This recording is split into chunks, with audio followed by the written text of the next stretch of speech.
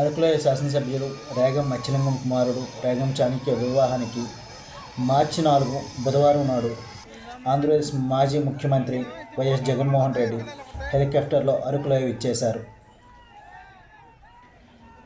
హెలికాప్టర్లో మాజీ ముఖ్యమంత్రి జగన్మోహన్ రెడ్డితో పాటు మాజీ రాష్ట్ర మంత్రి గుడివాడ అమర్నాథ్ వచ్చారు.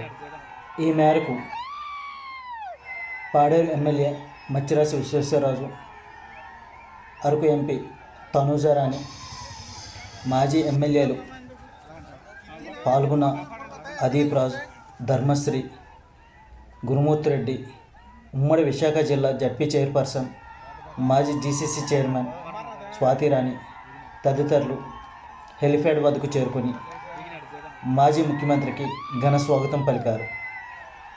హెలిప్యాడ్ నుంచి కళ్యాణ మండపం వద్దకు కాన్వాయ్లో మాజీ ముఖ్యమంత్రి చేరుకొని నూతన వధూవరులైన రేగం చాణక్య అశ్వినీలను ఆశీర్వదించారు.